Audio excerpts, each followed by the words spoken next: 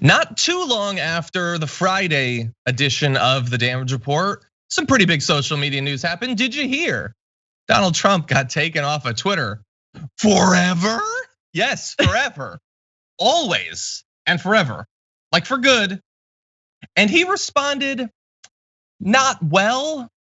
He started wandering the halls of the White House, taking people's phones, trying to tweet from their accounts and causing them to be banned in what is basically a dominoes of banning of everyone who happened to be in his path.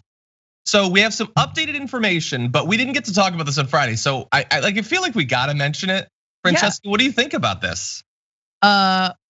Brilliant, beautiful, end of story. It should have happened a long time ago. Stop trying to make this about anything else than the glory that is knowing this president can no longer spout lies and incite violence from a 88 million, well, okay, without the Nazi bots, 65 million follower Twitter account. And I think it should be celebrated. It's good. I don't trust Twitter at all. I don't trust the tech companies for sure. But look, the ringing in our ears has quieted. Suddenly, there's just a little bit more space, a little bit more peace. And I think it's so funny that every time he probably just grabbed someone's phone and tried to tweet in all caps, everyone, like Twitter was like, oh, we got an all capser. I think this is the president, shut it down. It's great. Exactly. Yeah, and so he lost his campaign account. I think official POTUS, they stopped him from using it briefly because he immediately started using that. Anyway, after those initial techniques, he apparently calmed down a bit to a state that was described by a senior administration official as ballistic. That was the official said Trump, that's a calm state, that's orange. The official said Trump was scrambling to figure out what his options are. Through it all, he's been uncharacteristically quiet, banished temporarily at first from the main social media platforms, but also unwilling to go out and speak before the press. So really fast, because I know a lot of people's knee-jerk reaction was, oh my God, the president has been silenced. But bear in mind, he has an entire press team, can do live Q&As, live press conferences, live appearances, live speeches, can release press releases that will be picked up by literally every news outlet in the world. He wasn't doing that, so I think the rage was less about being silenced and more about Twitter specifically. I'm just gonna go out on a limb and say that.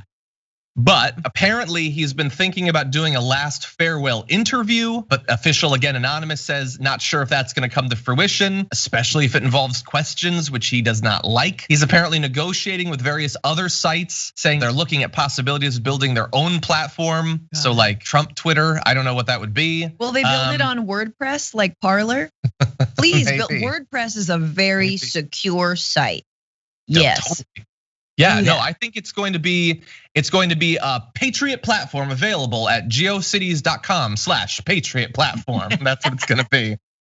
Anyway, he did have a site temporarily that you could go to. His son Don Jr. offered up a URL for people to go. That was actually a site that was plugging his book though. In case you were wondering how much of this is about grift and not about communication and First Amendment rights. They were just trying to sell his book. But anyway, that's it for now. I mean, that's really, I didn't expect it to happen. The social media platforms have been so deferential, not just to Trump, but to the right. And they have participated and been made the accomplice to so much misinformation, incredibly damaging, life and death misinformation, election altering misinformation, that like, I will give them some credit, but only so much. Mark Zuckerberg is like a week out from Joe Biden taking over, and so he's like, oh wait, I guess there's a new guy. Yeah, suddenly I don't care about Trump anymore. No, it's way too late for you to get any sort of all-encompassing credit off of that. That's great, a great impression of Zuckerberg. It's very Muppets. Oh hey, there's a little bit of like Mickey. I just wanted to rank girls. I want to know which one is the hot girl and which one's the not hot girl. Oh no, I've set up a bunch of authoritarian governments all over the world, but I'm rich. Here's the thing. I thought that was him. I thought that was literally him right there. Do you like my bangs? Okay. Here's the thing. No credit to these companies. I mean, very little. The slowest clap for sure. I'm glad that that Trump is gone off the platforms. They've been raking in money, raking hand over fist money from misinformation, from far right extremism, as you just said. We need to nationalize them, especially Facebook. My God, we need to break up big tech. Absolutely. No, there shouldn't be, these companies having that much power. Because they can turn it off and turn it on, right? They can decide who stays and who goes and when they get money and when they don't. And look, I'm just gonna put it out there that, we know that the stats are like that fake news spreads like 6 times faster than actual news. We've all accidentally tweeted something or didn't read an article or it turned out to be not real. Like that stuff spreads like wildfire. And you know who's making money off of that?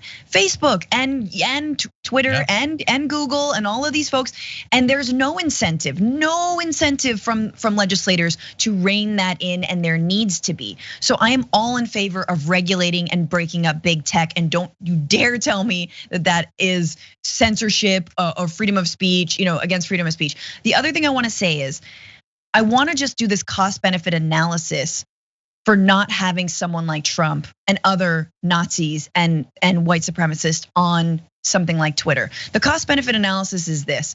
There have been many people who have been put in the crosshairs of Trump's tweets, from black and brown immigrants, from Muslims, to Megyn Kelly, who somehow still hasn't learned her lesson. But she was attacked by Trump and all of his trolls. So that is absolutely a better world when we have someone like Trump, the biggest cyber bully out there, the bestest of the best. Gone. When we have him gone, that is a win. That is protecting people. That is already protecting people. Taking all of his tweets down is protecting people. It prevents these psychos from going in, from following his orders. We know that they make good on whatever threat, whatever whiff of a threat that he makes against anyone, they will follow through on. So don't come at me with free speech. This is absolutely a win when we want to stop this kind of violence. Yeah. And by the way, the bannings of Trump, it's not limited to Twitter. And it's always interesting when like the dam breaks. And it's a question of, are the follow-on platforms doing it because now they feel allowed to, or because they're just scared of being the last one to do it? I don't know, but he's banned on Reddit, Twitch, Shopify, Twitter, Google, YouTube, Facebook, Instagram, Snapchat, TikTok, Apple, like the whole thing, Discord, Pinterest. Oh yeah. What was he like? Was he posting pics of like beautiful, like rustic bread on slabs of wood? Yeah, it was a lot of like decorative pillows, with like slogans that are like #blessed, except it was like #MAGA, or hashtag. Yeah, there was a period. He was doing a lot of like Moroccan tile. Yeah, he got really into that. Maybe he was doing home reno. I don't know. And it was like one of those seeing eye, like a swastika would jump out, of the tile. It was very when tasteless. You blur your eyes. Yeah, it was very tasteless. That's true. But anyway, banned from all of that. So that's fun.